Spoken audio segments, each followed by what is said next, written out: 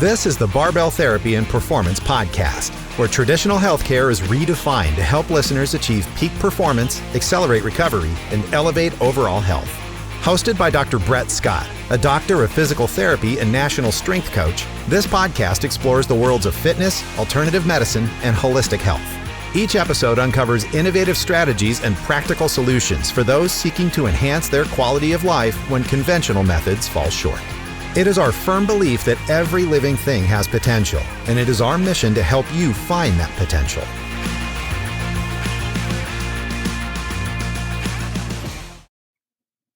All right, everybody. Welcome back to the Barbell Therapy Podcast. I am your host, Dr. Brett Scott. With me here today is Dr. Sadiq Ali Sheraze. He is a doctor of chiropractic, and he's got quite a different approach to nutrition. So I heard him on the Movement Fix podcast years ago and was just astounded at the level and consciousness at which we should and can view food, which I think, especially here in the States, everyone talks about nutrition and diets and this and that, and no one's really looking at the lifestyle behaviors, factors, social aspects of food, and coping mechanisms we've learned over time, and how our family has taught us to view food, even though we don't necessarily realize these things. So there's a whole lot here that I want to unpack with you today. So thanks for coming on. I really appreciate it. And how did you kind of get into this whole nutrition side as a chiropractor?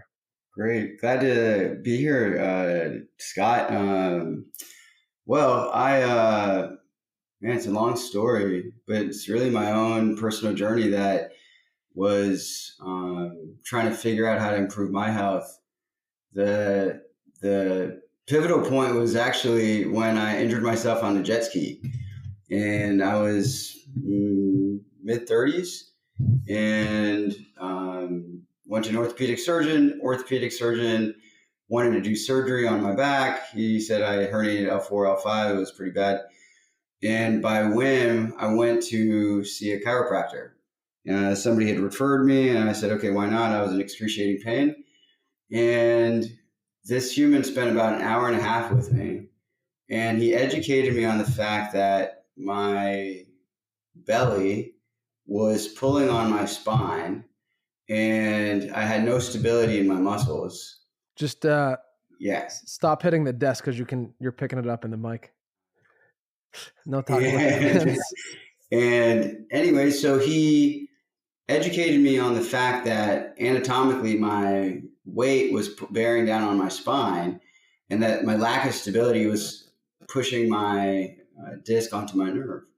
And basically he said to me, he's like, you have to lose about 45 pounds. And I had struggled with weight most of my life. I grew up in a Middle Eastern household, and so we ate pretty rich foods. And it was the first time I understood how my weight was affecting my anatomy. And he recommended that I watch Fat, Sick, and Nearly Dead. And this is a movie or a documentary about nutrition that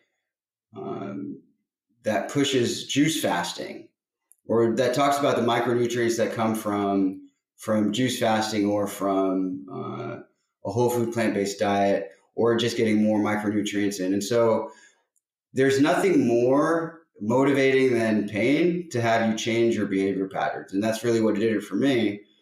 I watched the documentary, and it was the first time I did a month juice fast. And at the end of that month, I had lost the most amount of weight that I had struggled with throughout my late 20s, early 30s. And I really started to feel what they call cellular hunger. Basically, my body was craving spinach and broccoli in the same manner and fashion that I used to crave ice cream and or high sugar dopamine rich foods. And so this was kind of like this light bulb that went off for me, where I started to truly understand that the body was craving these micronutrients. And I'd say within 7 months, I had applied to chiropractic school out in Portland, Oregon, and I was in my car driving out there to start my education. And that particular school, University of Western States, had a master's in nutrition and functional medicine, which I understood that if I was going to be a doctor explaining health and well-being to my patients, that nutrition was going to be at the forefront of what I was going to teach them. Cool. Yeah. And so something profound that was that Ryan mentioned in the other podcast was food is such a unique piece to our life where we can get this short-term instant gratification from it, this big dopamine hit from cookies, crackers, cheese, fats, salts, whatever. That's right. And there's no immediate consequence. You don't have a cookie and wake up the next day with diabetes or atherosclerosis. But these consequences, we keep doing them over and over because it's rewarding to our brain and it feels good in the moment. And then 10 years later, we have all these comorbidities of high blood pressure, high cholesterol, cardiovascular disease, all these things. So, That's right. there's so much to unpack, and how do we get there and what happens to us that's, is in my mind completely preventable with the right education and mindset around food. Yeah, that's a great question. Yeah, it's interesting. I've been doing this work for about 5 years now. And after I graduated from chiropractic school, I came straight down to the True North Health Center here in Santa Rosa, California. And what this place is more than anything, it's a lifestyle clinic. And what I really understood studying functional medicine and nutrition is that we were trying to find the core imbalance. And anybody in healthcare that studied the body, that studied biochemistry, that studied any of the sciences knows the impeccable brilliance of how this human system works and functions. It is hands down the most impressive creation out of anything that we will possess, more so than our Teslas or our smart devices, is the human body. And somehow we've become totally dissociated from the mechanisms and the needs of our body because of, I'd say, a little bit of a glitch in the system. As intelligent as our systems are, we are getting hijacked by the dopamine system. And it actually makes a lot of sense if you zoom out, because that system truly is designed for our survival. And, before the Industrial Revolution, before we had such caloric density or access to high calorie rich foods, the system worked pretty good. And now the social systems that exist, they're overriding our dopamine system that was designed for our survival. And all of our choices are being ridden by seeking pleasure. And that's in a variety of different forms. And so what I've witnessed working here for 5 years is we're basically neuroadapting people's brains so that way they can come back to a baseline where their choices for food are more aligned to their well-being. And for most humans, once you've started this dopamine-rich behavior pattern or habit, it's highly difficult to come off of it. And I haven't seen too many systems, to be quite honest, that can really help a person change their behavior patterns. I mean, I spend a significant amount of my time trying to figure out this conundrum of where our system and where our society is going, because it's such a huge issue, because somehow we have to change everyone's mindsets to understand the choices that they're making are not benefiting their well-being. And what you said, Brett, earlier really is highly important to recognize. Is it's a downstream effect.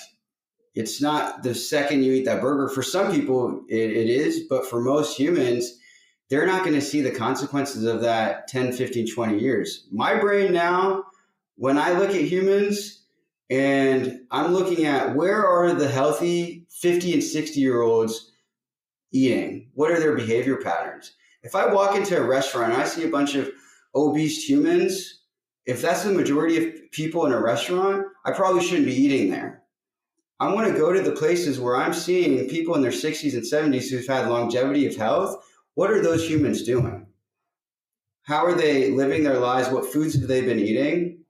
And I work in a clinic, unfortunately, where most of the humans that are coming here, it's turned out to be the last call. They don't know how to change their lifestyles anymore. So they're finally coming out here to water fast for up to 40 days. That's where they're finally coming, because their diabetes, their hypertension, their autoimmune diseases, and their cancers have gotten to the point where they're finally in that pain mindset. They're scared, and everything else hasn't worked. And so what they're doing is they're making this sacrifice to come all the way out to California, to leave their families, to leave their jobs for 2 weeks to a month, some of them 4 months, to try to figure out how to get the weight loss down, how to get that blood pressure down, and how to reverse their diabetes. And I'll tell you, it's like clockwork when you're looking at hypertension and diabetes, water fasting and changing your diet. These humans are walking out of here back to normal levels. And so that's amazing. So is this inpatient? So they're staying there for up to 40 days, like living and being monitored? Yeah, it's an inpatient facility, and Dr. Goldhammer started in 1984. And this is all based off of the concept of natural hygiene. Basically, what is the most fundamental necessities of the human design? How are we supposed to eat? How are we supposed to sleep? How do we manage our stress? How do we exercise and move our bodies? And I feel like there's enough evidence to understand these concepts as to, what is the function of our structure. Meaning, you can look at the structure of humans, and I believe that in understanding and studying the structure, the function is really not that hard to understand. We can understand how we're supposed to move, how much we're supposed to sleep, and so what we do is we bring these humans in. They stay for an allotted period of time, and we're attempting to change their cellular response to the foods that they're eating. Mostly by taking out on a fast, taking out the overload of calories and toxins, or the excess of sugar, salt, and oil that's already in their diet. And so is that the main point of the fast, is just to break the habit loops that someone has created in their own body of every time I eat, I'm getting dopamine from the sugar, the salt, the fat. Or is there more to it than that? Or is it really just like we need a hard, clean slate to start on to reset our palate, basically?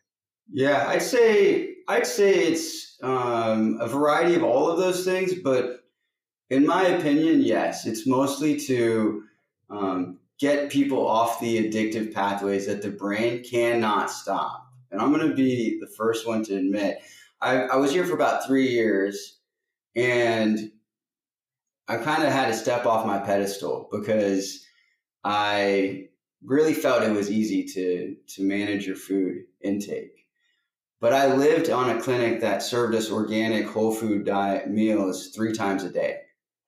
And as long as I was in this environment, the epigenetics of how I existed, my choices were so easy. And I was so far out of the food addictions that I had been acclimated to when I was in school before I started working here. But I had really successfully been able to eat healthy and get off of the salt, oil, and sugar foods for long enough that I didn't really have these addictive cravings anymore. But then I moved to Central America for 1.5 years, and it's what we call the pleasure trap. It's you don't even recognize what's happening to your brain when you start to bring these foods back in. And at some point I recognized, wow, I can't just stop eating that thing the way I used to when I was living back in California. And so these dopamine mechanisms rob your brain to make the right choice. And so it has nothing to do with willpower. It's not that, I really want humans to understand you're not weak. It's not that your willpower's poor. We have an evolutionary system that was designed to make sure we survive. That dopamine mechanism puts these neurochemicals into your bloodstream because it's trying to influence your choice. And that choice wants to find more of that calorie-rich dopamine chemical. And so it's going to seek it out, and it's going to do whatever it can to get it. Yeah. And so I want to talk a little bit too about these kind of thought patterns and habits and habit loops that we create and how those Nice. really kind of, develop over time. And I think one thing that's kind of maybe misunderstood by people and people that work in healthcare too is we always take a family history of, does anyone have, cardiovascular disease, hypertension, these types of things. And uh, I don't know if people think we're looking at it for a genetics perspective or just realizing like, okay, you grew up in a, hardcore Italian family, and Right. to you healthy is pasta every night for dinner, with a ton of sauce and ground beef or whatever the case may be. Right. So can you touch on that a little bit? Yeah. I think it's a variety of both. It's for sure genetic, and then epigenetic is huge. It's the environments that we live in that influence our choice. I'm always going back to what is, how is my brain making choices? Where is it getting the information from? So the brain, of course, is coming out through the spinal cord, sending out these little tentacles, which is basically gathering information, both from the outside world and then from the inside world, our organs, and then from the genetics within the cells of each, within each cell of our body. And then it's assessing all this information, and then it's making a choice. All about survival. It's trying to figure out, how do I survive in the environment that we're in? And I think it's easier to just assume like this is a genetic predisposition. People like to fall back on, this is just how I am. And we are, by design, mimicking the environments that we're in. And the longer we're in an environment, the longer we're in a certain epigenetic situation, we start to mimic how the tribe is functioning in that environment. And so if I see the patterning of how my parents deal with stress or anxiety, or these addictive patterns of what they do when they're stressed, and if they eat after they're stressed, or if what time of the day that they're eating, and I'm practicing this from childhood, I'm already creating a neurosynaptic behavior pattern that is becoming rooted in who I am. And so you're going back into just essentially, we're creating these patterns that we've learned from childhood of how we eat, how we sleep, how we relate, how we manage stress. And so by the time we're older, we're already mirrored the environments that we grew up in. You can look at children and just see, how even they stand. I'm observing now, as a chiropractor and looking at movement. Wow, you have the same kind of kyphosis as your mom and dad do. And so when they're all sitting, they're all kind of sitting leaned over in the same manner. And so we're mirroring through mirror neurons these family members that we grew up in. We're eating in the same manner that they are. And to touch on, these patterns, and humans are essentially, we're just these patterns. And you want to look at your own specific patterns, the environments that you grew up in. And I think if we're talking about health, we have to look at the environment and the societies that are training us, and the societies that we're growing up in, because we have to assess the evolutionary component of being human. And so I love talking about habits, and I love talking about specifically identity habits, but habits in the sense of how our nervous system operates.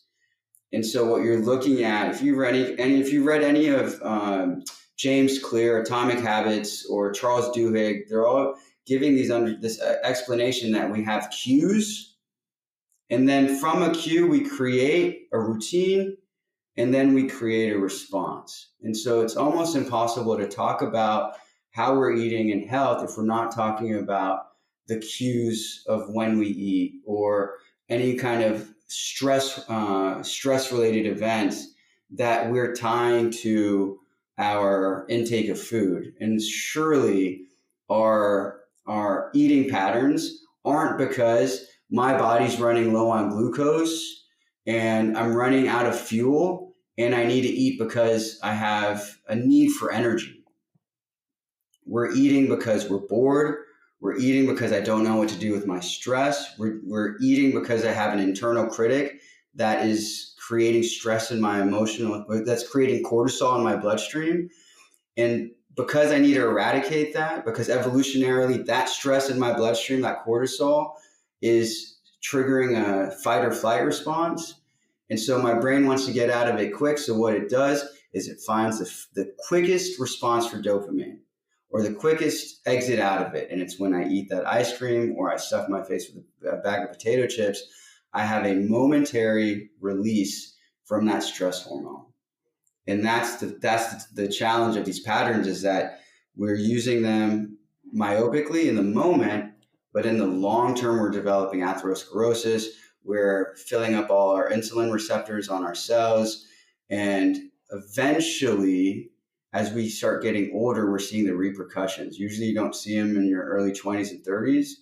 But beyond that, the body stops to be able to take on that sort of stress. And so looking at all this too, like you said, so genetics definitely play a component into our health, wellness, longevity.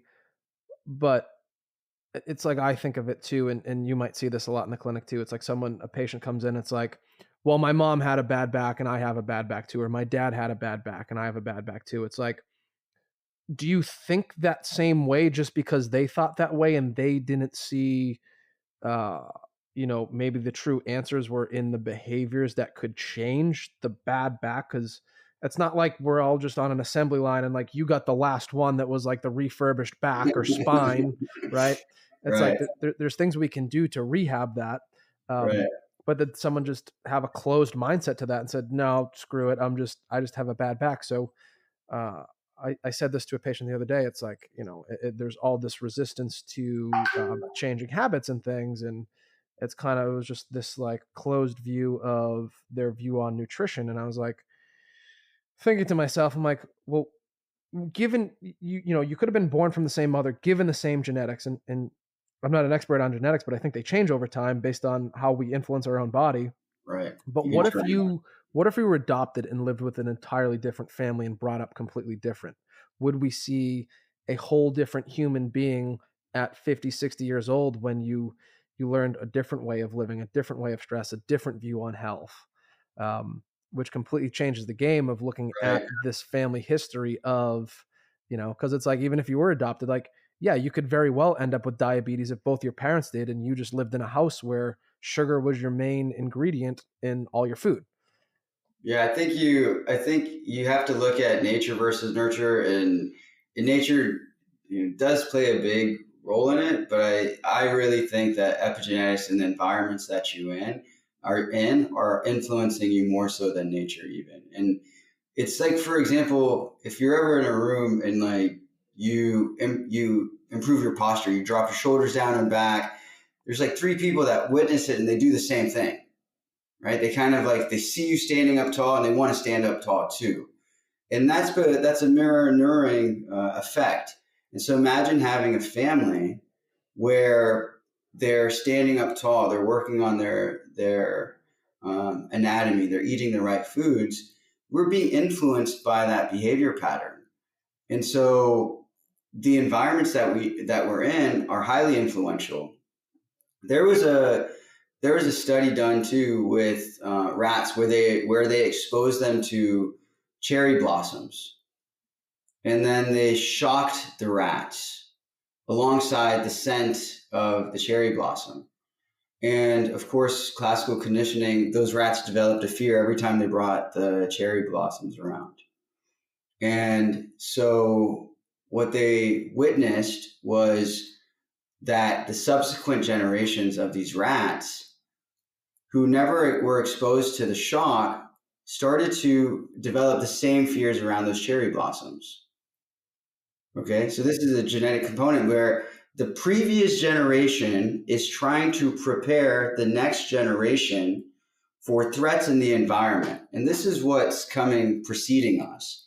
It's all about information into the nervous system because our system is designed to survive, and it wants to know what are the threats in the environment that we're in.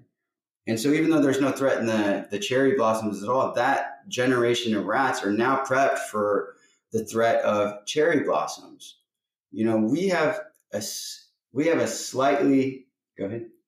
I was going to say, so the second generation of rats, were they ever exposed to their parental unit's reaction to these cherry blossoms, or no? They weren't exposed to their parents' reaction of it. Okay. They were just exposed to the scent of it. So this is basically just genetically, they were just given this trait of being scared of cherry blossoms? They're being scared of cherry blossoms because the previous generation is genetically sending information for survival into that environment. That's amazing. And where humans are having to, again, assess are the environments that we're living in. And I think we take for granted who is it that is teaching us information. And I always follow, when I'm looking at stages of transformation, like I understand it to be, it's the same as the competency chart. Unconscious competency, I call it unconscious dysfunction. You don't know what you don't know. And then you have to become aware of what you don't know. And then you have to find the more competent or functional pattern. It's all patterns. And then practice it enough until you become unconsciously functional or unconsciously competent. And this goes for everything that we've learned in societies and systems. Unconscious dysfunction is who trained me. When I look at my mother and my father and my family in the systems, were they training me to be the most optimal biological being that I can be? How did they eat? How did they sleep? How did they interact? How did they manage stress? And most humans are not going to have this highly conscious upbringing. And I've just accepted this to be the fact because the systems that are raising us aren't driving it into our brains from middle school and high school and college, the structure and function and the anatomy and how our body works. They're teaching us how to be consumers. And so health and well-being is not something we even discover until potentially after high school. And then it's really when you get to your 30s and 40s and you recognize enough patterns of how you've eaten and how you slept and how you interacted that my body is breaking down on me and I have to do something different. What is it? Because as I was saying earlier, this is the most impressive system. It's phenomenal. And you have to look at, how animals aren't developing diabetes and hypertension. They're in nature, it's a totally different symbiotic homeostatic system. Humans have introduced behavior patterns that are unnatural to our design. And the consequences of eating excess sugars and oils or certain foods is creating a check engine light that we ignore. That check engine light is pain, anxiety, depression, hypertension, diabetes, autoimmune diseases. And then when we're trying to figure out how to resolve it, now we have a learned helplessness because we're expecting these practitioners that never learn about nutrition to show us how to get there. And we don't know what to do other than to take the medication and or ignore it. And this is problematic. And this is why it's such a large dynamic issue. And I always tell the patients here that have any kind of resentment towards the medical industry, they have to somehow get your blood pressure and diabetes balanced. So they're going to give you medication because they can't come into your home and make sure you eat a salad instead of macaroni and mashed potatoes and gravy. They can't force you to get up and go to the gym. They can't make sure you're in bed at 10 o'clock when your melatonin's hitting. And they can't get in and make sure that you're resolving your stress. So in the moment when you're 50, 60 and your diabetes is showing up, or your hypertension is getting out of control, the only thing they can do is give you that medicine because it's the fastest way to resolve it, but it's not getting to the root problem. The root problem started when you were 20 and you were eating certain foods and you weren't going to the gym and you were creating mental, emotional patterns of anxiety and stress, and then creating patterns of I eat when I get stressed, or I smoke when I get stressed, or I drink alcohol when I get stressed. And so somehow It's the root challenge that we have to overcome as practitioners. And more than anything, we have to start introducing this to our patient base, that it's not just about momentary resolve. We have to figure out how to change a person's lifestyle, which is not the easiest thing, because you have to change their mindset and you have to educate them enough for them to understand why they need to make these changes. And then you have to give them a sense of motivation, somebody who's 40 or 50, to start going back to the gym and eating well. They have to be able to see that the changes that they'll make at that age are going to benefit the next 30, 40 years. Yeah. And that reward system is so strong. So I like what you said before of it's like a neurotransformation someone has to go through. And you mentioned this with like the change in taste buds and everything too, of we, yes, apples, oranges, whatever, citrus fruits, sweet fruits, they're all good and they taste good. But then you find Oreos and peanut butter and else, and there's so much more to it. And I think what people don't sometimes realize is there's food engineers out there that are creating these foods to be more addictive and to get us to eat more and make them more palatable and less filling, so we eat more of them. And it's just astounding what people don't realize. And even with a lot of people that are trying to make these healthier decisions and find the less bad alternative, they're still finding foods that are full of fillers and processed garbage that they can't do. So I think you said somewhere along the line too, it takes like 6 months to reprogram the sensory receptors of our taste buds. Yeah, that's right. For certain foods, like if you're in a high fat diet and you're eating oils and fried chicken and things like that, it's going to take you 6 months to not yearn for those foods, up to 6 months, give or take. But if your diet consists of potato chips and fried chickens and you're eating your standard American diet, you almost have to do without those foods for 6 months to truly wake up one morning and not have this yearning to go get or to be able to see a potato chip and be like, I'm not interested in it. And this is your brain. The brain knows, for me to survive and conserve my energy, it's going to be better for me to eat the fried chicken. This is where it's counterintuitive, but the brain thinks that the survival is in the fried chicken or the fried foods and not in the salads and the whole foods. And to neuroadapt that, you have to take those fats out for a long enough period of time to get the brain's baseline back to eat the whole foods and start to feel that this is actually what's better for me. And so with that being said, is it that the dopamine response that we've kind of engineered from some of these foods is just so much greater than what you would get from a natural, organic orange or apple or whatever, that our body says now associates, well, that gave me this high, I need that high, so I'm going to keep going after that food, and it thinks that's what we need for survival. Is that what you're saying? Absolutely. That the dopamine mechanism rules it all. Mm-hmm. It is what is the motivating factor to what we're chasing when we wake up in the morning. And food is the one thing that we're ignoring when we're thinking about addiction, where it's not just alcohol or cigarettes or drugs. The caloric dense and they're engineered foods are creating this dopamine response that all the healthy options they're just not appealing to us anymore. And so that's if you go long enough on a whole food plant-based diet, you'll neuroadapt. Fasting kind of exponentiates that, where you don't have to wait 6 months. And that's why we do water fasting, is that's a faster route than having to take 6 months to eat a whole food plant-based diet or eat a nutrient-dense diet to change your neural cellular response.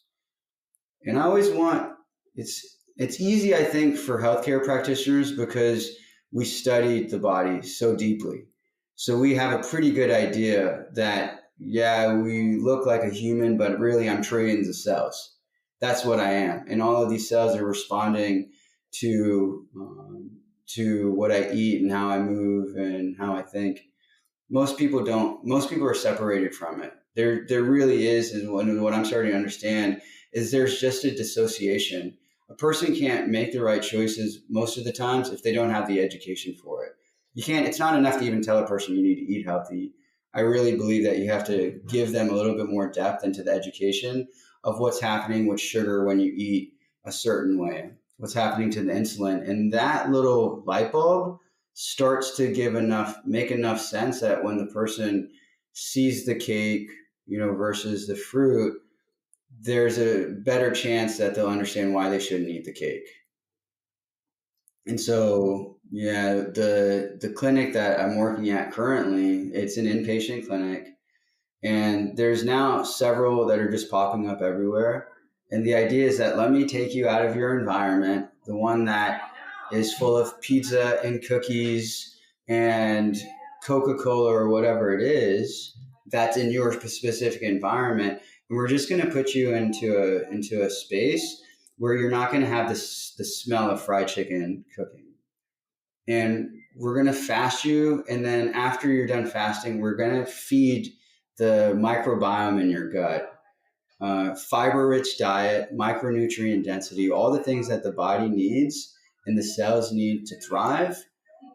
And what's going to happen is you're going to neuroadapt a lot faster. That food, after a 2-week fast, I fasted for 2 weeks, but you got troopers in here and they're like 60s, 70s, and 80s. They're fasting for 40 days. They're not touching food for 40 days.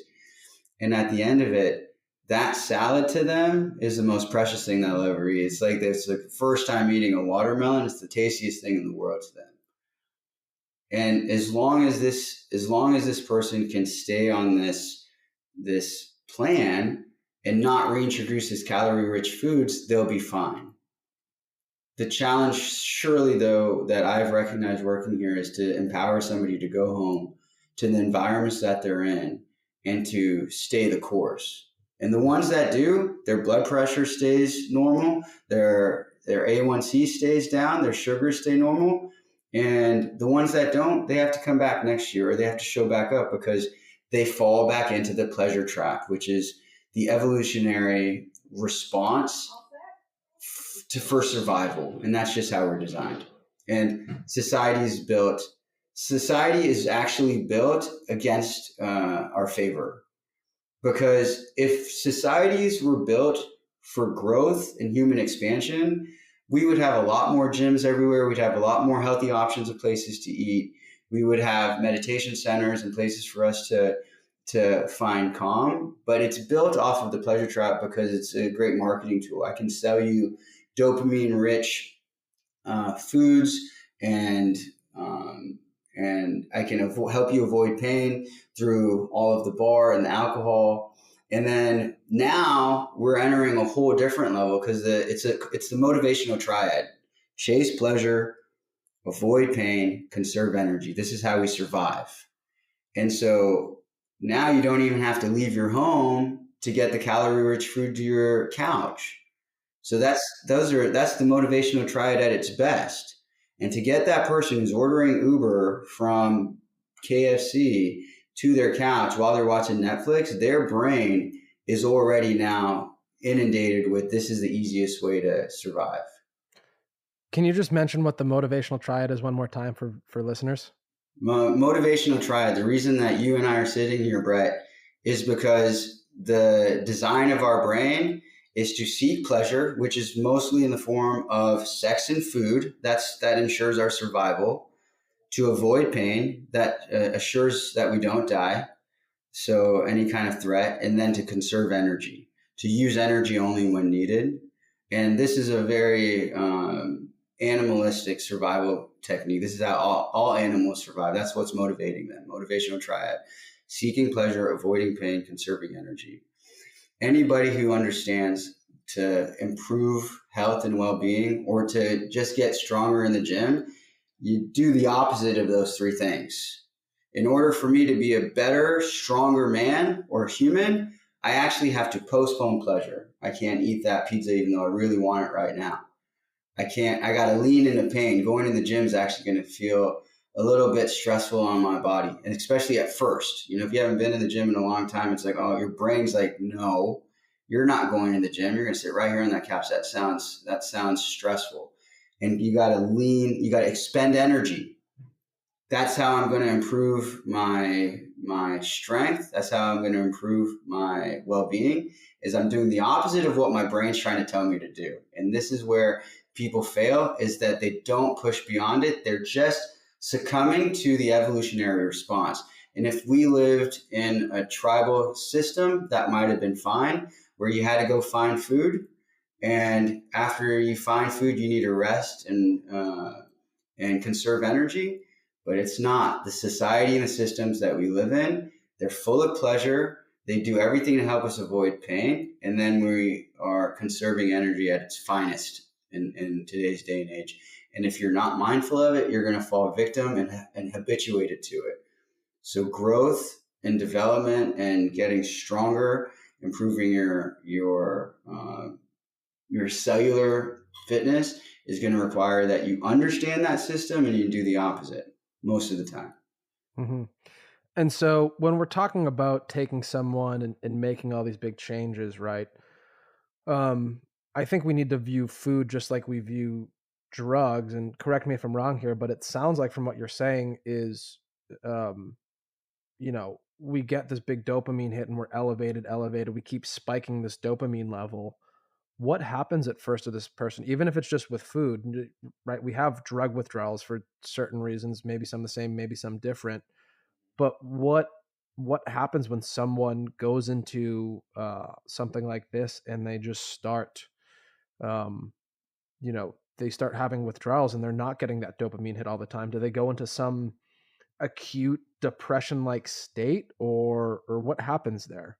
Because there's a piece with environment there too that I'm curious of. I saw something came out a while ago, or I just read it somewhere, on environment and that's effect on behaviors and habits.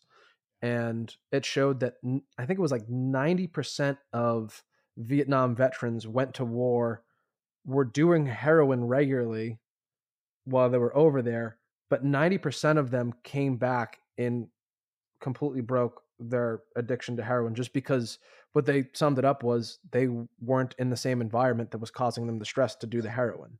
Right. And I think that's why it's so important to look at the habit loops, the cue, routine, rewards, and to understand what that cue is.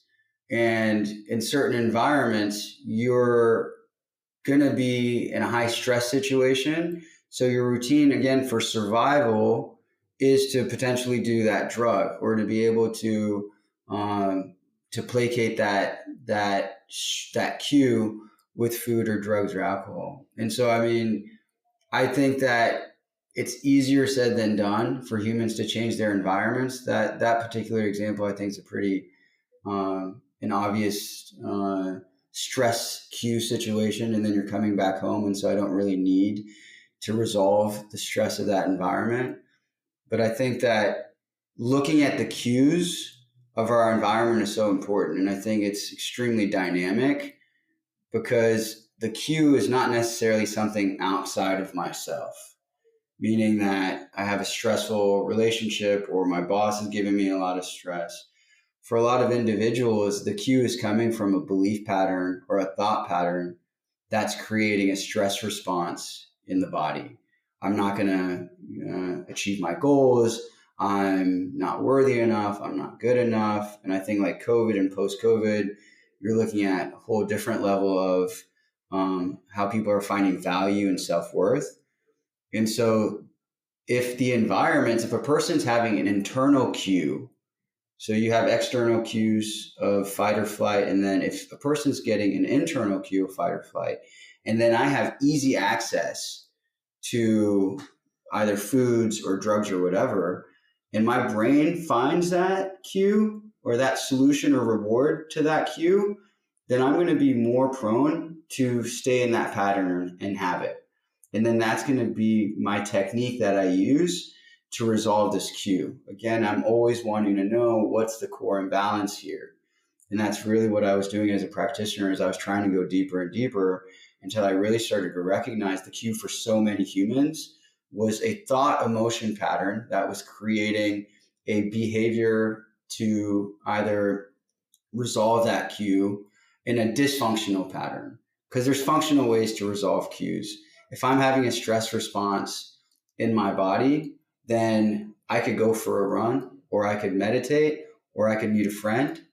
But if my cue in my environment, and let's say everybody in my family and all my friends, they're managing their cues the same way. They're going to grab a drink, or they're going to eat some dysfunctional or unhealthy food, then I'm most likely going to do the same thing. And so somehow we have to be able to understand what our cues are, and then what in my environment is propagating me to make these dysfunctional choices. And I'm all for humans changing their environments to thrive. And that's easier said than done, because a lot of times you have to dissociate from certain relationships, or you have to quit your job, or you have to go somewhere else. And I know not everybody can do it, but for those that can, I usually recommend it, because otherwise the consequences for a lot of humans are disease, or depression, anxiety, and somehow the environment has to change. And I think when a human truly values their well-being and their health, it's easier for them to make those choices, because I'm better to my family as a healthy, thriving man than if I'm in the center of that tribe, falling victim to the same trials and tribulations that they are. And that's really where, I mean, honestly, my father owned fast food restaurants in Texas, and we grew up eating really rich foods. I go home now and everybody's popping their metformin or their diabetes medication. And that wasn't the case 30 years ago, but it's where everybody's going. And my cousins that I grew up with that are in that environment have all gained a significant amount of weight, and they're all struggling they're all following that same road. And so when I go home, I'm come bearing good news that, hey, there is a different route than this environmental choices that we have. Man, it's tribal too, Brett. It's because there is also an intrinsic fear in us to be exiled from the tribe. That's so deep within us. That fear of being exiled from the tribe drives so much of our choices and our motivation.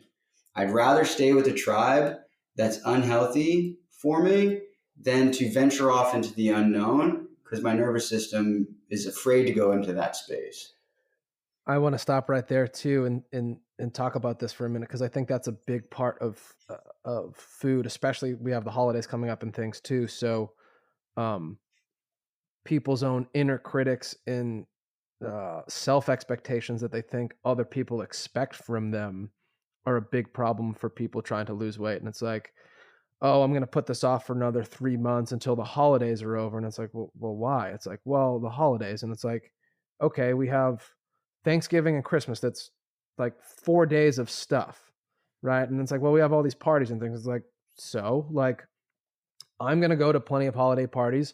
I'm probably not going to eat the best food in the world, but I don't have to sit there and stuff my face with everything. Like I'll have a little bit of this and a little bit of that. But it's just like this social thing. And I've thought of this before. I actually recently started intermittent fasting, and complete psychological game changer of your relationship with food. So I am a believer in intermittent fasting, just because it allows you to say no to things. And it's just like, yeah, no, I'm fasting right now. It's Right. like, okay, whatever. But like, if you're at a party, it's like, what do I do with my hands if I don't have a food or a beer in my hands? Like, how do I function with that? Right. And I think a lot of people don't know how to do that, or don't know how to, they're just so accustomed to doing it one way that they don't know how to possibly do it the other way, and they never try. Right. It's interesting.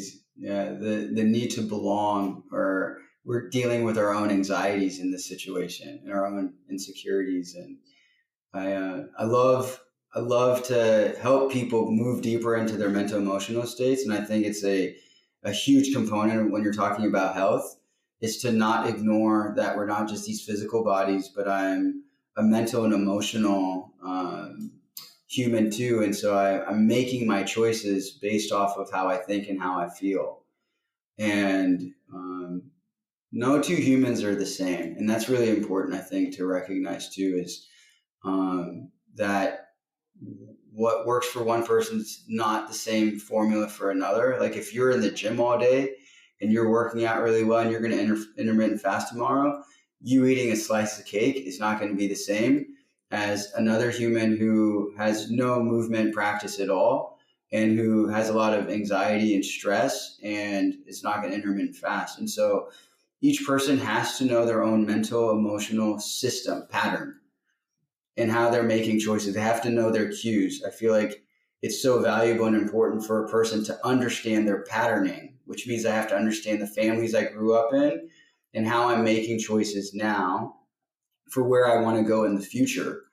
And so the tribal bond to holidays, I totally understand it.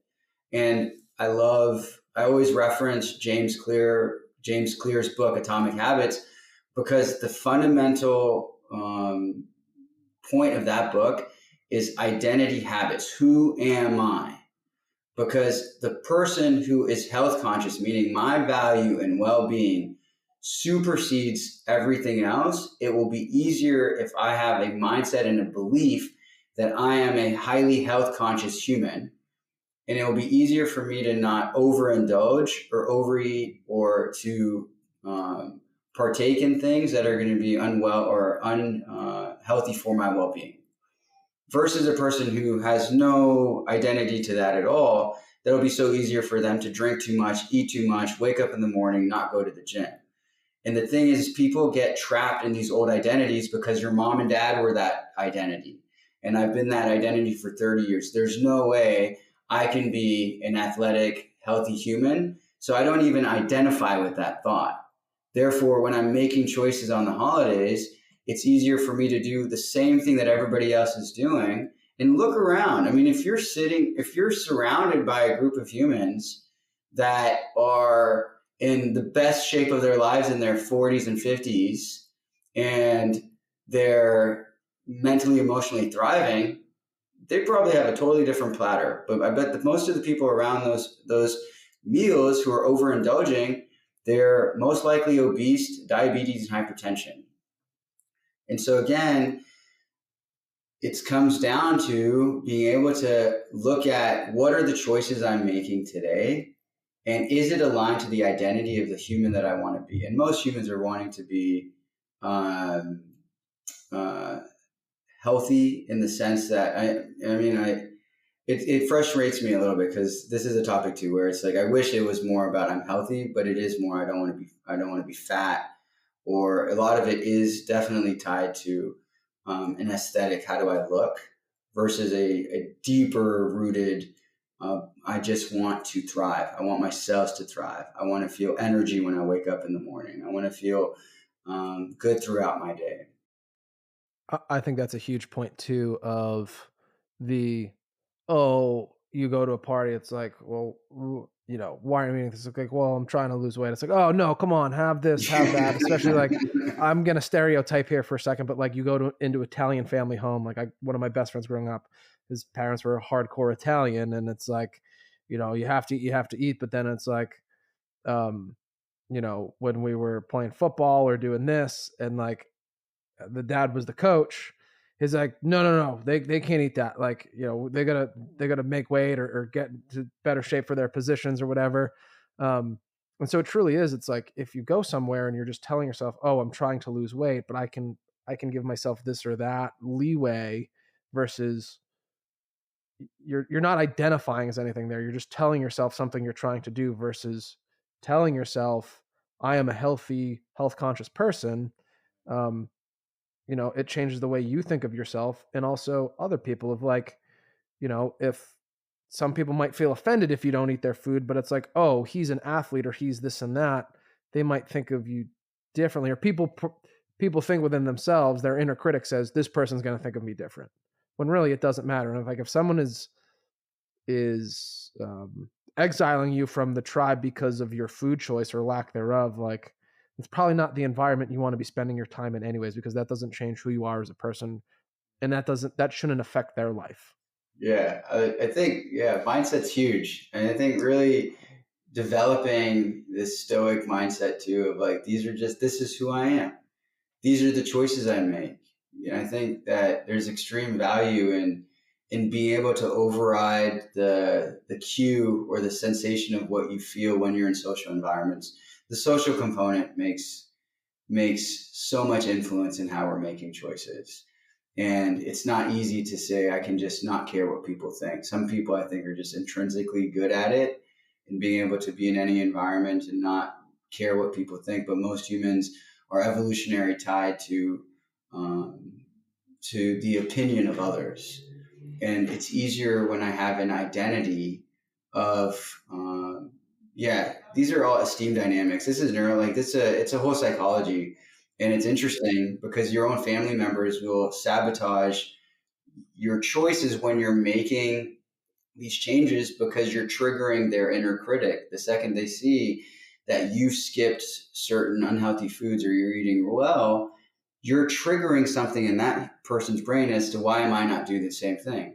The security or the safety mechanism there isn't, okay, great, I'm going to do the same thing as you. I'm going to mirror your pattern.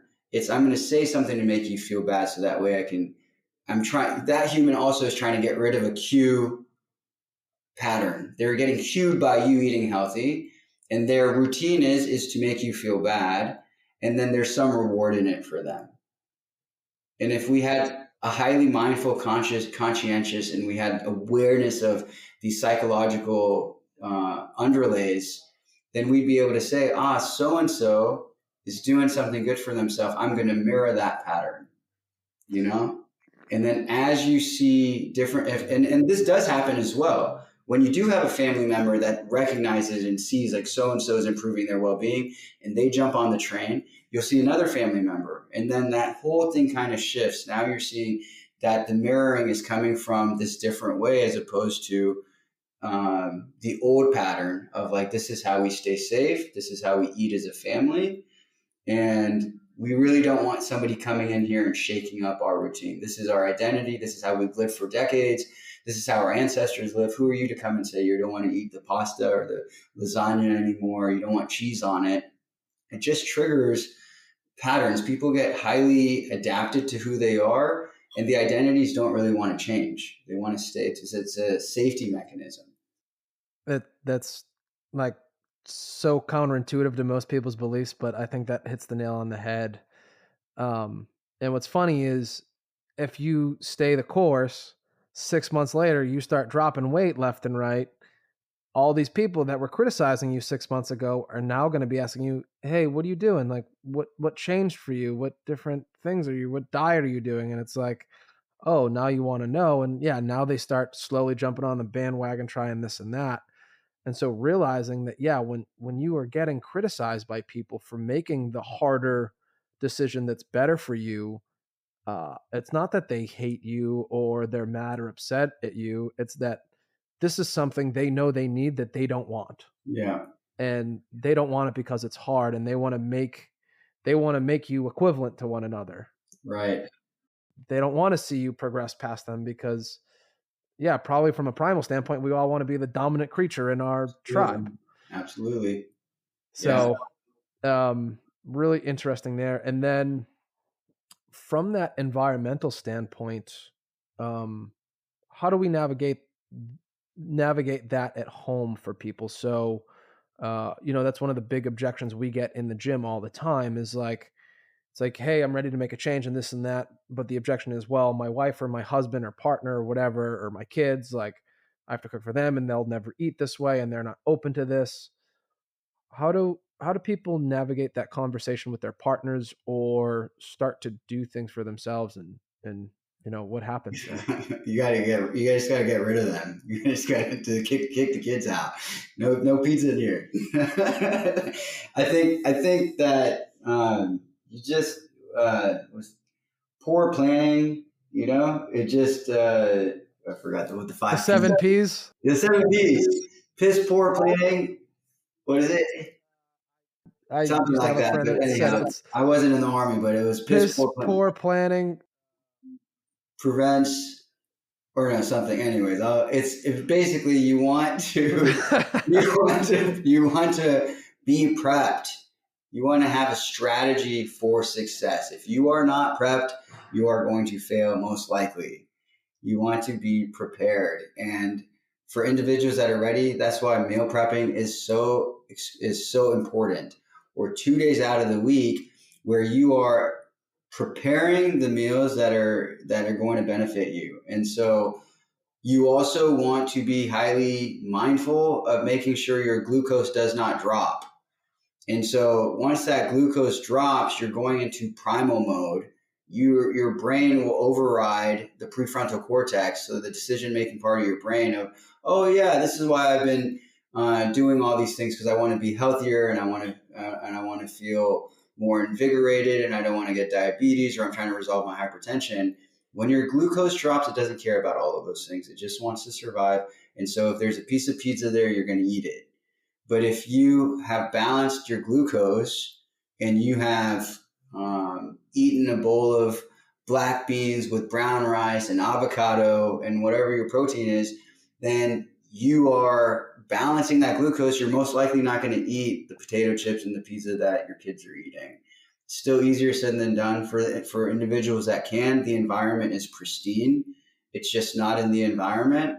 But I do understand and recognize, especially from our patient base, these women or these humans are going back home and they're having to cook for their family and they really want to succeed. And so for some of them, their spouses are putting locks on a fridge or they get a totally different fridge for them. I mean, some of them are going to such extreme because it is such an addiction. It is so hard for some humans to change that they're trying to figure out, how do I succeed in these environments? And so what I've recognized and I've noticed is those humans that are prepped and they're prepared and they... I have the 7 P's here, by the way. Can you tell me it, please? Yeah. It's proper planning and preparation prevent piss poor performance. 7 P's. I think everybody needs to remember the 7 P's. Can you say it again? Proper planning and preparation prevent piss poor performance. That's right. Yeah. I think that humans should to look at their health and well-being as though they're the CEO of the company. You can't wing it. You can't just say, you know what, I'm going to figure it out when I wake up in the morning. I pull out, the calendar's pulled out. When am I going to the grocery store? What days am I cooking? I know if I'm taking the kids to soccer or something like that, I have my bag of food in my bag with me. And then what am I going to do when I go to so-and-so's dinner party?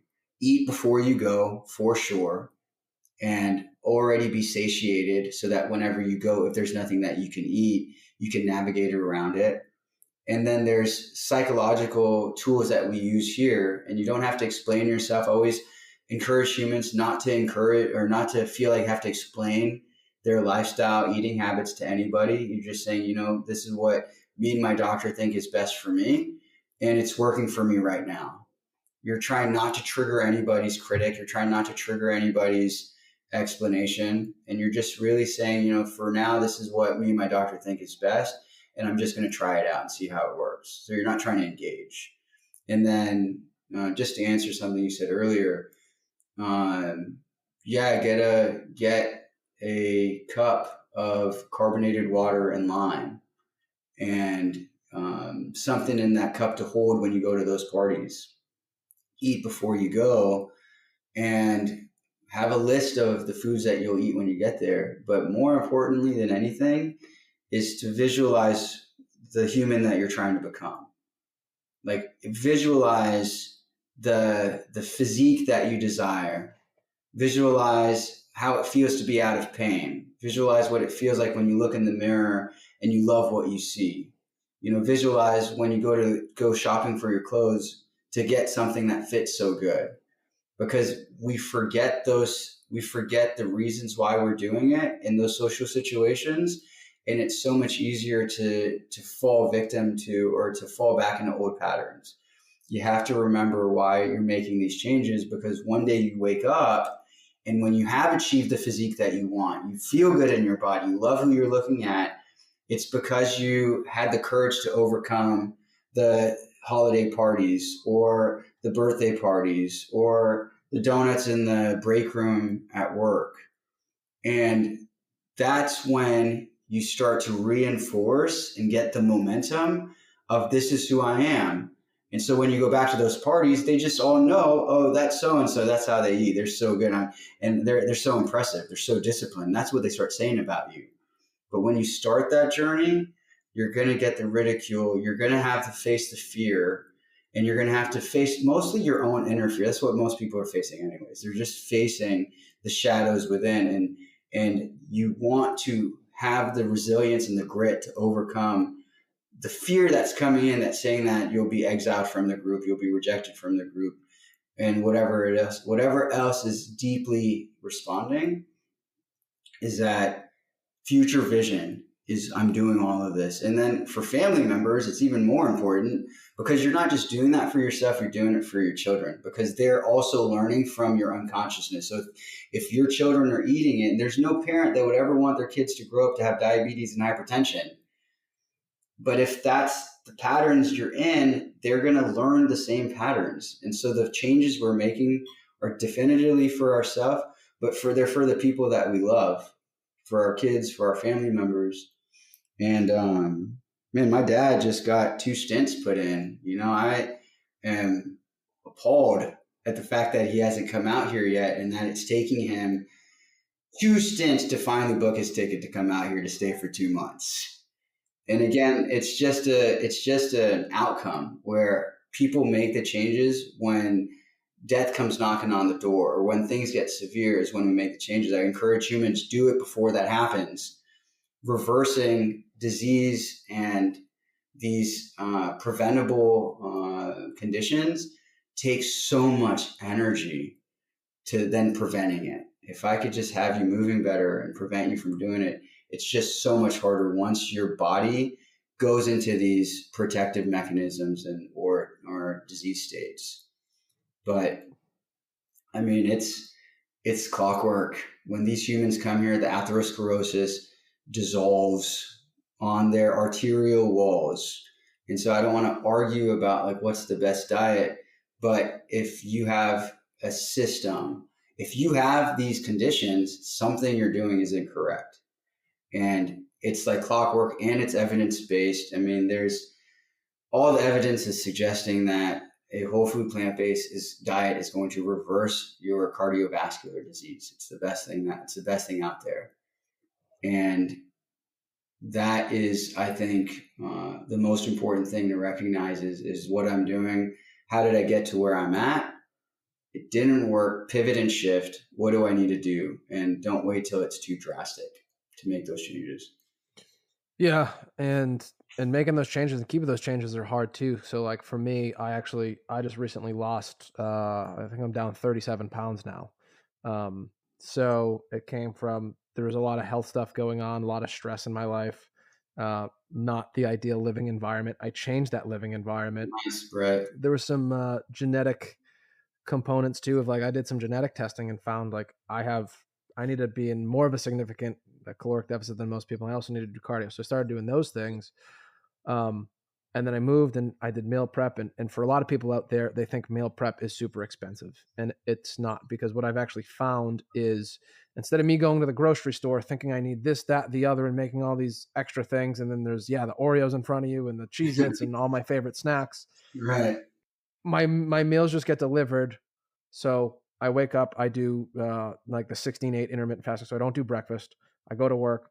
I go to the store. I buy like a couple snacks. Cost me like $20 a week. Right. I get my meal prep. It's like $13 a meal. And then I actually save a bunch of money. So instead of spending like $150 to $200 a week at the grocery store, I think I spend like $100 now a week on meal prep.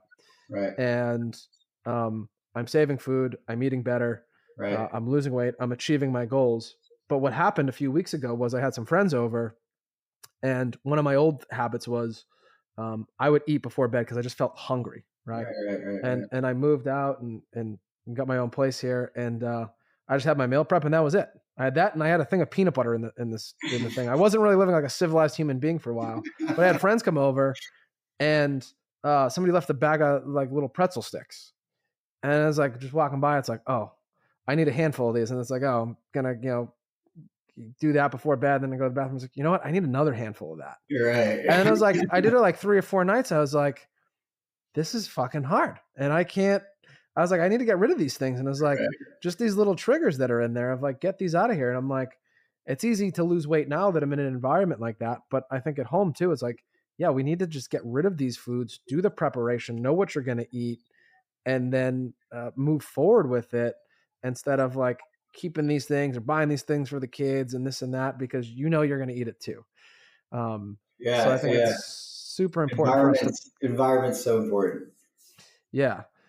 Super important for us to do that. And we're just a series of patterns, really, because even like the eating late thing's interesting because we're neurochemical patterns. And so every choice we make, the brain's expecting that glucose dip at 9 o'clock or 10 o'clock. Even like the circadians of like how we feed and when we feed are so important.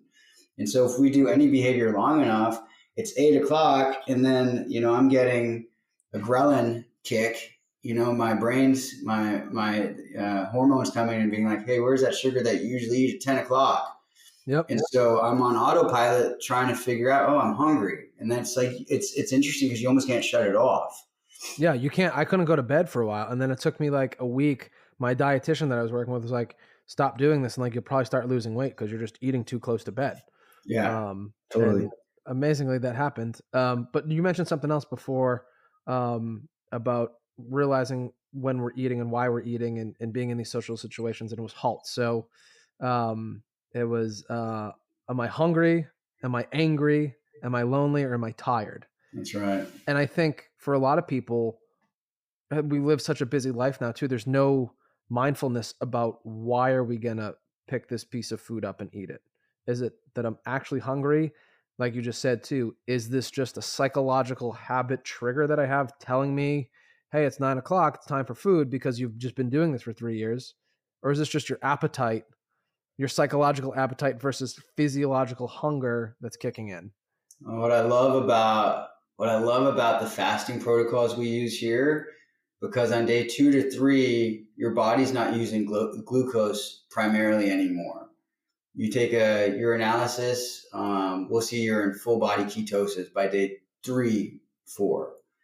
That changes ghrelin and leptin's feedback mechanism. You're not using it anymore. The body's not worried about glucose dipping and then sending in a hormone to get you to eat again. Like all of it's being driven for behavior.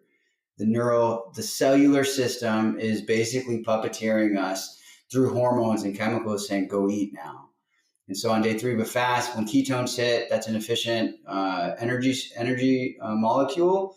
So it's almost like the whole nervous system relaxes and it's like, we got our food.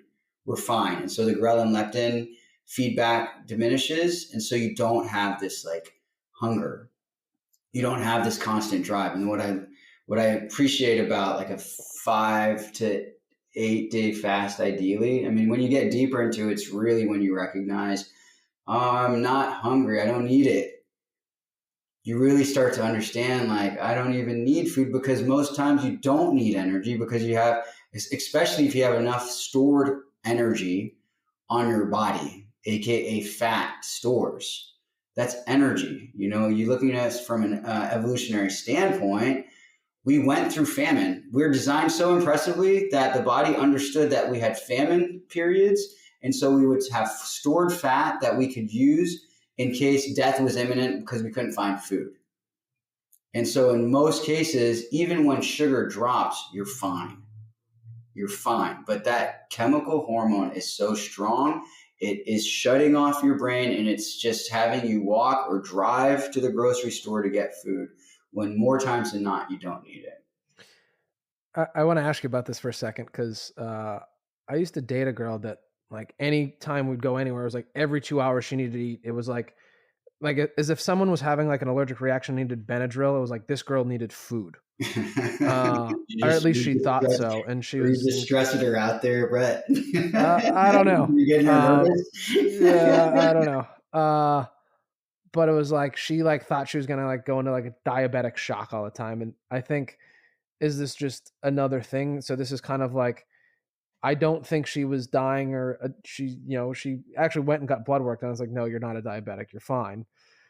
So, Some but pattern she developed in her for sure. yeah, I'm just like, we need like frequent eating when like really like, and for a lot of people out there, they're like, oh, well, I'm really hungry or I'm really tired. Like I need food. And it's like, but do you, or is this just a psychological trigger in your head telling you do, when like, let's let that pass? Because for me now, I know with the intermittent fasting that I do, I still feel like I'm hungry. Like every day about between 9 and 10 o'clock, I will get this feeling of hunger in my stomach. And it lasts, I'll drink some water, let about 15 minutes pass and it's gone. And then sometimes I've gone, I've done a 24-hour fast once kind of by accident, but, um, I'll get till sometimes 4 o'clock in the afternoon because I'm busy and it's like, and I'm not even hungry anymore. Yeah. And I think it's really empowering to realize that like, I don't need to be by a grocery store. I don't need to be standing by the fridge all day. I can go out and do this and not worry about it. Right. And that I have enough fuel on my body to do the things I still need to do. I can still work out in a fasted state where like we've put so much on eating before workouts and this and that, which sometimes like someone's new to working out. Yeah, you probably want to eat a banana or something before Right. your workout. But for a lot of people too, I think and tell me if I'm wrong here, but we put so much glucose in our body all the time, and we're just feeding off of sugar and glycolysis. Right. Where you start fasting, and a lot of people are like, I can't fast. I get headaches. I get this and that. Yeah. Where it's like, let's give it a few days. We have all these other energy systems in the body that are just dormant. Right. That you haven't used in years, and like your body's trying to rewire and figure those things out and get them back online. You're gonna go to your glycogen stores in your liver and your muscle once your glucose is used up. Most people won't even get to that state. They're just gonna keep on the system of, as soon as I get a little bit of dip, I'm gonna put more sugar in. I'm gonna put more carbs in. I'm gonna just stay there, and I never really get to a point where I'm using liver reserves or glycogen reserves. And then when you get through those is when the body's like, let's go get that fat. And so there's a couple of different mechanisms too. Your body's using your glycogen mostly during active state. And then you do veer into fat metabolism whenever you're sleeping. And sleep is huge too. It's such a huge component, and it's like so challenging for humans today because our YouTube shorts or Instagram shorts just keep us wired, so you're not really getting into that deep sleep. But it's definitely a mechanism and a system where people never even allow themselves to get into a fasted state because they're just, and I'd even go as far as to say imprisoned in their own chemical mechanisms. And that's what I love about fasting. It's beneficial because it kills off dead cells, repairs mitochondria. I mean, it's huge benefits. BDNF improves brain-derived neurotropic factor. And so all of these things are improving brain function and memory and learning. It's cleaning out the microbiome in your intestinal wall. I mean, the benefits are impressive. And when you are capable of doing it, and so your body is killing off these dead cells, and most of us won't even get to that place because we're kind of imprisoned in that loop. But when you fast, what I recognize is it gives a person a mental resilience that I feel like they've never had never actually. Most people have eaten 3 to 4 meals a day since they were kids, and then all of a sudden, I haven't eaten in 5 days. I haven't eaten in 2 weeks. I haven't eaten in a month. I mean, it's impressive that a person recognizes this epiphany of, oh, wow, I actually have this physiological capability of going without food. And so then when you go back into the world, it's so much easier to say, I'm not hungry, or I don't need to eat that, or I don't want to eat that, because your nervous system and the dopamine system doesn't override your choices. It gives you sovereignty. And this is what I recognized on my own fast. It was the first time I felt like I had sovereignty in my choice, that I didn't have to eat because a neurochemical said or hormone said, it's time to go eat. I had this choice, this empowered choice. And I think it's why every culture in history has fasted in the past. And I think because of the systems and the society we live in today, fasting is highly beneficial because it gives the gut a rest. Your immune system's in your gut, your serotonin's built in your gut. That's the happy molecule. And so when we're eating specific, and especially when we're eating these high processed grain foods, your gut is just working and working and working all day long. And you can't figure out why you're tired, is because your energy is being used to digest food all day long. You get no respite. So, yeah, so it's really important, I think, to start to educate individuals on how they eat, and to look at fasting. I mean, fasting is our main modality here. And now the science is just backing it up. And it's a matter of time that you're going to start seeing it in more clinical systems. And the food is something that cannot be ignored by the medical system. We can't keep the information from the public. People have to know that their health and well-being is based off of what they're putting into their body. And I like to take it a step further, where it's, for me, I can understand and see that I'm a cellular system, and it's input output. My cells are going to respond to the input. And if I haven't changed, or I'm not feeling good mentally, emotionally, or physically, what am I inputting into it? As far as food goes, as far as stress and anxiety goes, I encourage people to look at their thought patterns and their emotional patterns, mostly their thought patterns, because it dictates their emotional patterns. And so if a person has dysfunction in how they think, if they're thinking all day long on what's called ANTs, automatic negative thoughts, if you're sitting constantly thinking of the worst case scenario, or you're looking at life as, woe is me, I'm not good enough, I'm not beautiful enough, or whatever those thoughts are that creates a instant cortisol response in your body, then that has to be resolved. And the thing about medicine and health is nobody's really driving people to look deeper into how they're thinking, and then how long they're staying in a thought process that's creating stress in their body. And so all of these things are bringing us to physiology. I'm more concerned in how does my thoughts, what is it putting into my bloodstream? Is it putting cortisol and adrenaline in there because I'm thinking and feeling something? What is the food putting into my bloodstream? What is the environment? What air I'm breathing putting into my bloodstream? Because the blood is the river that's going to every cell in my body. It's the information that's being sucked up by my cells and by the genes of my cells. And that information is going into my nervous system, which is dictating my choices, how I think, how I feel. And so people get trapped. They're thinking negative. They get stuck in these emotional cortisol loops. They're eating foods to resolve it. And you're just imprisoned here. And so somehow changing environment, fasting, or whatever it is how do I remove myself from that self-induced prison to free my cells from this addiction that I'm in. Yeah, and so much of it still comes back to that like social judgment piece there of like, you need to realize when you're trying to do this and make these changes, like if someone's putting you down for it, it's like, you are the stronger person here. You're doing what you need to do or want to do to be there, and they just don't want to do that. And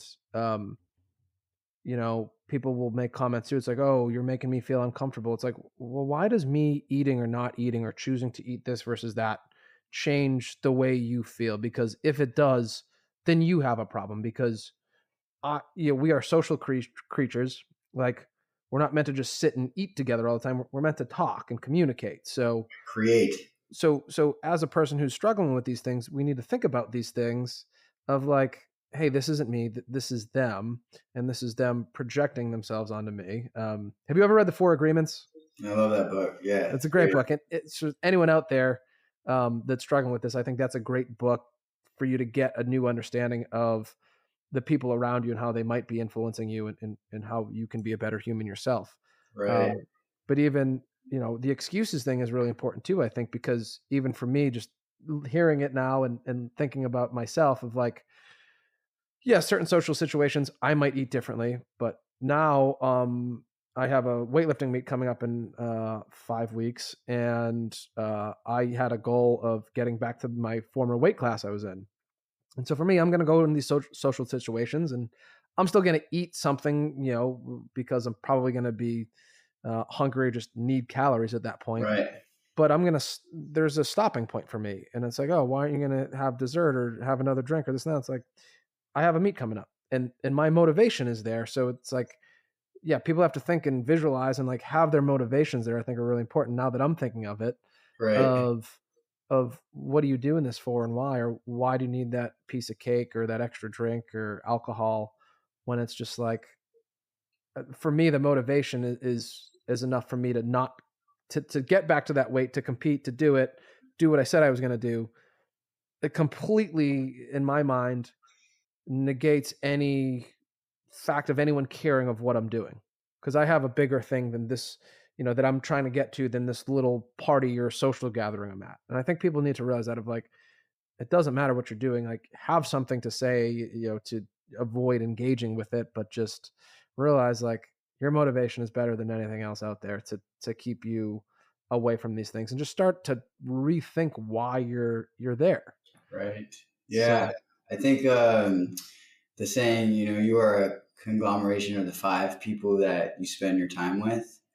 And when you know who you want to be and you know how you want to live, you want to find that community. And so one of the things that we teach here is developing and curating the community for whenever they go back home. And it's not to say dissociate or remove yourself from the family and the friends that you have. You're just adding another layer of people that are influencing you. And, and it's like this idea, if I want to be a millionaire, I want to hang out with millionaires. If I want to be a bodybuilder, I better hang out with bodybuilders. What am I going to do sitting at, a fast food joint at, 2:00 in the morning? If I want to improve my health and well-being, who are those people? What do they look like? Where are they eating? How are they thinking? How are they sleeping? And then I'm going to find myself in those environments, in those communities. So that way, again, my nervous system can mirror it and learn from it. And I want to be able to bring that information back to my family, to the people I love. But it also means that it's going to look a little bit different. I'm going to be spending a little less time there. I'm going to spend a little bit more time in spaces and situations that are growing me. Because I think that at the core of who we are as humans, it's that we want to create and we want to expand. And if I'm in the same situation, reading the same books, doing the same thing, I'm going to plateau. And humans have the potential to become extravagant beings. And I think people think that that's for someone else, that it's not for you. And that's really a sad thing. And I see it all the time, that people's minds convince them that that greatness is meant for someone else. And every story, every heartwarming movie we watch, it was just a regular person, just like you and me, and like all these other humans that have a spirit in them that has to override the old patterns and the fear. And so for me, as I get older, my interest is in understanding my own limitations and my own mental restrictions and my own fears, and to lean into that every day. I'm less interested in chasing what I thought was important when I graduated from undergrad to chase just the dollar. I'm chasing my potential. And in order to do it, every book from Ryan Holiday, everybody's saying the same thing, is that we're all facing the same shadows of fear. And it's easy to project onto somebody else and to call somebody else out and to make somebody else feel bad. But at the end of the day, everybody knows that they're going to bed with their own thoughts and their own limitations. And when you wake up in the morning, you have 24 hours to face the truth, to take accountability, and leave your ego at the door. Because one day we're all going to be 6 feet under. And the question is, did you reach your potential or did you not? Or did you have a series of mechanisms of trying to feel good or make your ego feel good? And so the reason I encourage people to be healthy is not to avoid pain and disease, is to be healthy so that way you can experience the divinity and the beauty of life. I was at Yosemite the other day and I trekked up this Yosemite Falls, and like it was the most serene, picturesque thing I've ever seen in my life. And in spite of like what's going on in the world, I was able to hold this gratitude for so long, and just to be able to sit in it and be like, this is why I'm eating the right foods. This is why I go to the gym every day, is because when I'm 70 and 80, I want to be able to keep doing the same thing. I want to be experiencing the blessings of what life is. And I was sitting with a friend, and I want more of those experiences. And for that, I am more inclined to make the right choices. And I also have the benefit of working with a population that has not made good choices for most of their life. And so I have a pretty good pain awareness. If I don't make the right choices, I'm walking that same road. I'm going to be somebody who's having to deal with cardiovascular issues, joint pain, rheumatoid arthritis, you name it, because I wasn't able to rein in my choices in my 20s and 30s and 40s. Mm-hmm.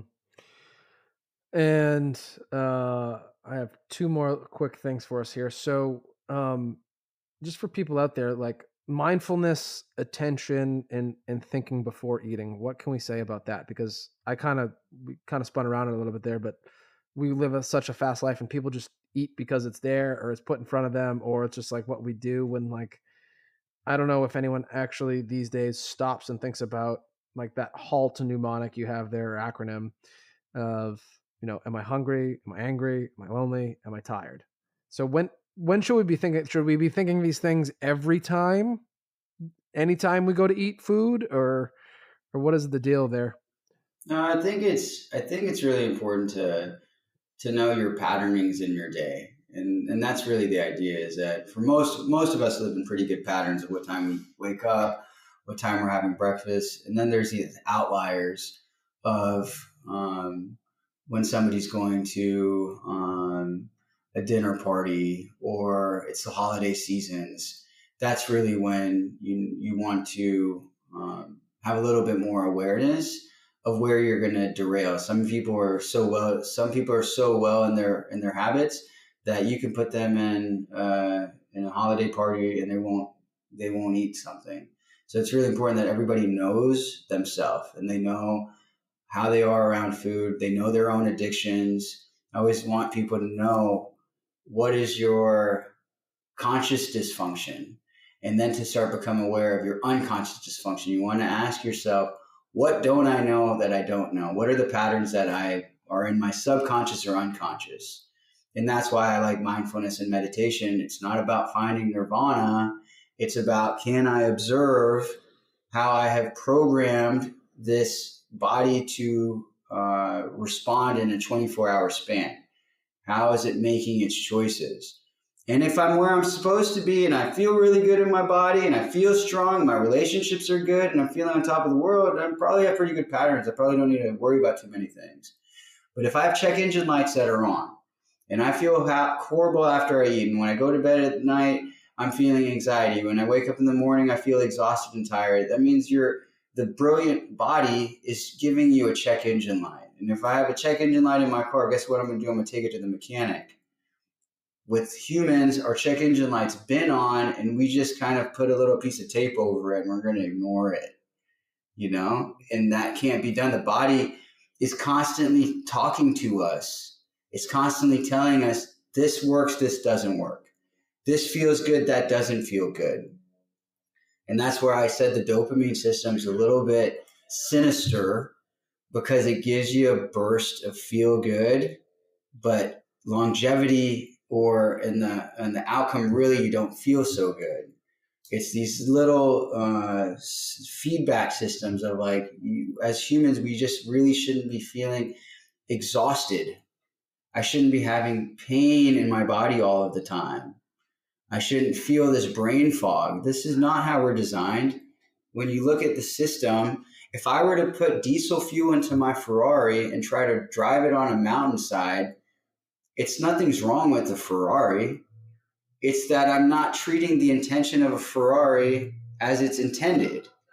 And it's the same thing with humans. If I am feeding it too much sugar, oil, or processed foods, or making it or putting too much poison in it from like too much alcohol, if it's staying up till 3 and I'm ignoring the melatonin and cortisol sleep wake systems, and I'm feeling tired, I want to say I might be doing something that's not intended for this body. What is my check engine light saying?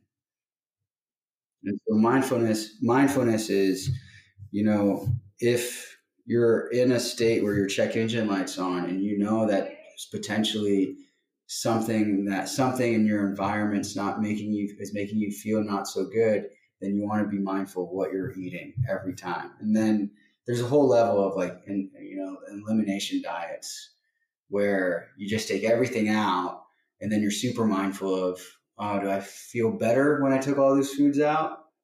And then when I put that thing back in, how did that make me feel? I mean, there's some fundamentals. Some people are lactose intolerant. You can't take in lactose and expect that the enzyme is going to break it down if you're intolerant to it. That's asinine. Yeah. And so the thought just went right over my head. Yeah, this is great, Brett. On to my next one. Maybe it'll come back to me. But one of the last big things I have is with all we just talked about with behavior change, habits, habit loops, the reward system. Oh, this is what I was going to say, actually. Speaking of the reward system, people start dieting all the time. Like, I feel great, this and that, and then they fall off. And so sometimes it's like, I think people might just be telling themselves they feel really good. But much like a drug addict, this is what I alluded to before, say someone keeps their environment the same, but they're trying to do all this new diet stuff. Is there a dopamine withdrawal that's going to make someone feel shitty and want these foods even more and more for a period of time, or feel lethargic, depressed, just foggy? Yeah, definitely. I think that there is an interim where when you transition or you take certain things out, that is going to be a bit challenging. And that's what I really like about the environment we have here. It just eases it. And you have doctors that are checking on patients twice a day, so we get to address some of these withdrawals that show up.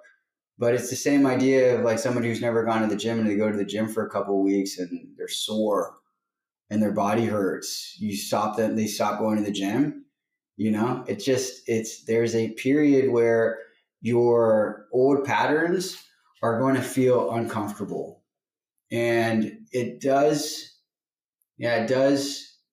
require that a person has some awareness of, or some support system, or some kind of understanding, because what might be happening for some individuals too, they may not be getting enough calories. I mean, this is not easy, to be honest, because I think that, changing and transforming, the way a person eats, especially if they don't have enough feedback or education or understanding, where they may not be getting enough calories and they're exhausted, and so they actually need more calories, or they need more carbohydrates, or they need more protein. Say we just went from, we keep the calories the same, but we got rid of all the artificial sweeteners, sugars, whatever, and replaced it for whole foods. Right. Even though we're eating better, our nutrition is better, our cellular assay might look better.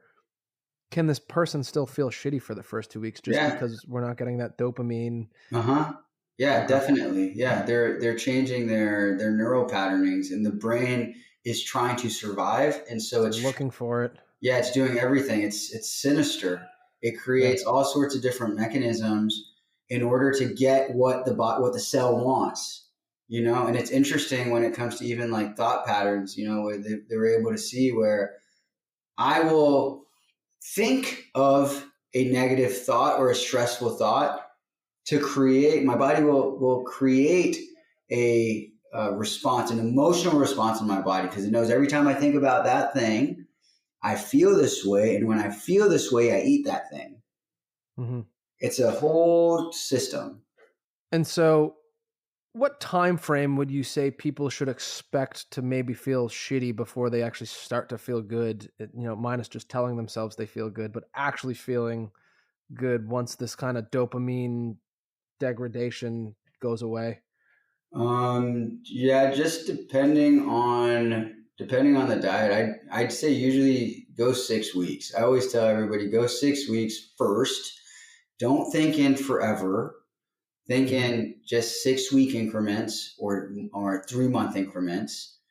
And because this is just the science brain in me, is that you have to kill off so many cells and let the new cells reproduce. And then the next generation of cells reproduces, that now you're starting to change the loops and the neurochemical loops.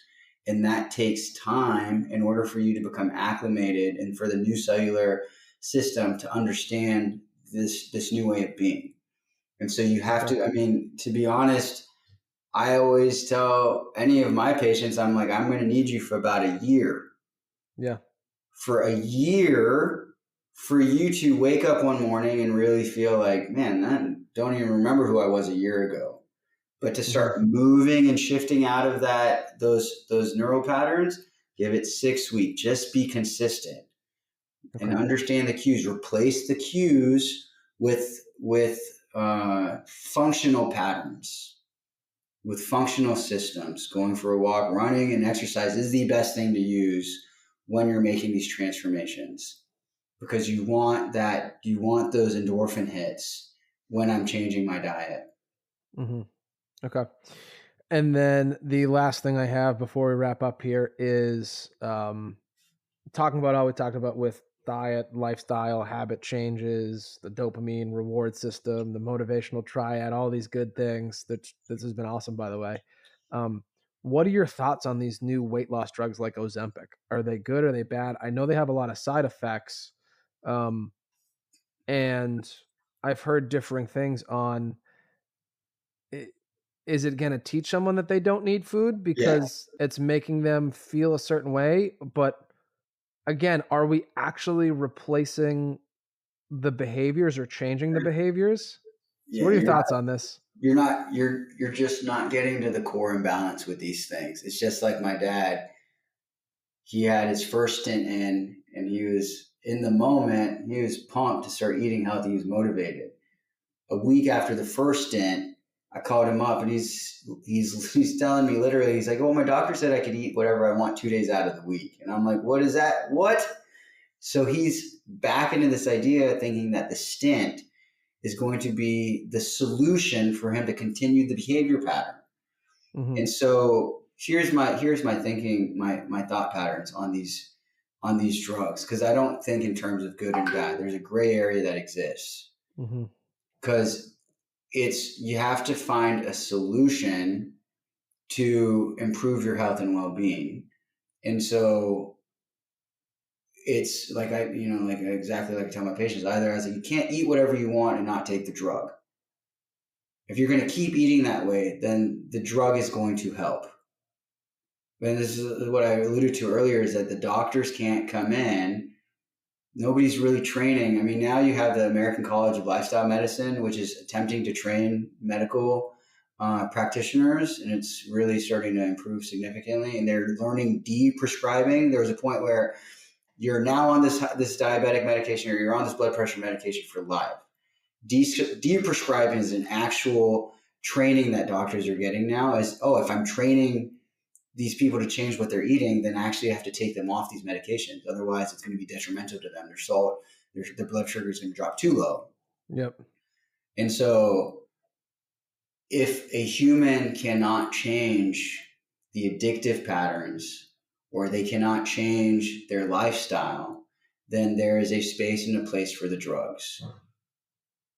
And it's problematic because once a person is using that drug and they've chosen that route, it's going to be a lot harder for them to convince them that they should change the way they're eating, because now they have a crutch to be able to eat whatever they want to eat.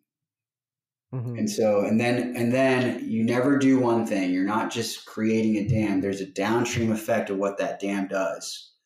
And so that drug is changing and shifting everything. And you have the side effects of metformin and anything else, and any of these other drugs. You're not just doing one thing. You're changing a dynamic physiological neurochemical system.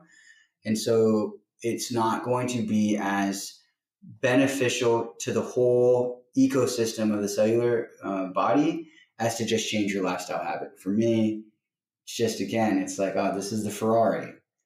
This is how the Ferrari runs. I'm not going to put a bandage on my Ferrari. Show me how to run this thing and let me take it around at its optimal function. Mm-hmm. It's easier said than done. I mean, like I said earlier, it's an evolutionary system that wants to eat the hamburger or the French fries. It's rewiring, it's overriding your prefrontal cortex. It's shutting it off. So the brain's not thinking about the crisis you had yesterday where it's like, oh my God, if I don't change my diet, I'm going to get a heart attack or something. It literally shuts it down and you forget. Yeah. Well, and like these new drugs like Ozempic, it's supposed to be an appetite suppressant from what I know. So it still has its side effects, which I have to admit that I don't know fully the extent of. Yeah, because it's like, well, it's stopping people from eating as much, but it's like, what are those neural pathways? Are we just blocking them and shunting them for a while, and then you come off the drug and they're back again?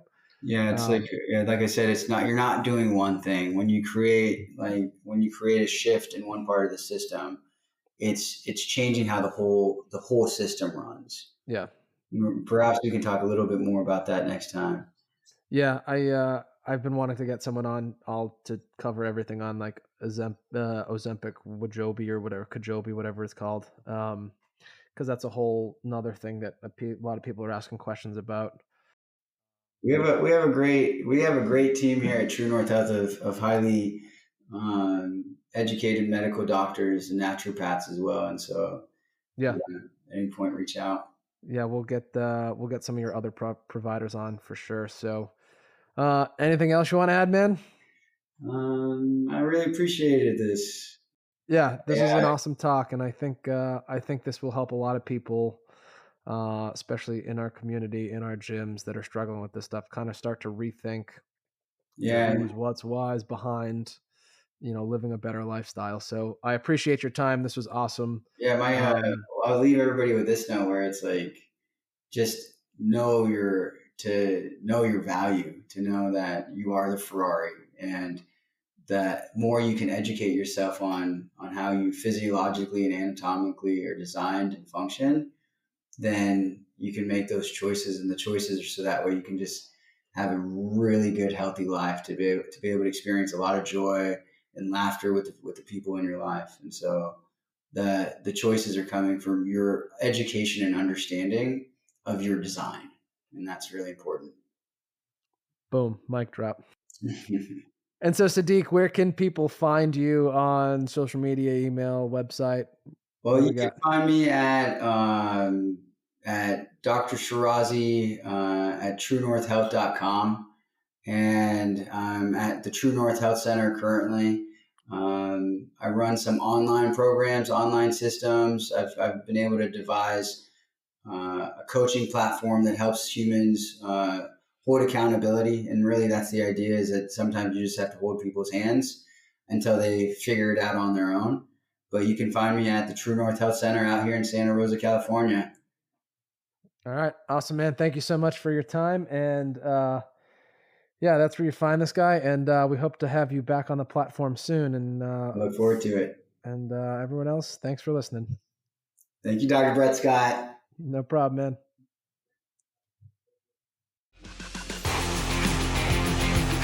"84% of you that listen to this podcast frequently do not hit the follow button. If you've enjoyed any of these episodes, could you do us a favor and hit the follow button, leave a rating, and maybe leave us a review? It helps this channel more than you know, and the bigger the channel gets, the bigger the guests get. If you'd like to know more about training in person or online with Brett's gym, Architect Fitness, please follow us on social at ARKITECT Fitness on Instagram or visit ARKITECTFitness.com. Or if you want to rehab with barbell therapy online or in person, check out @barbell.therapy or visit barbelltherapyandperformance.com. Thank you for taking the time to listen.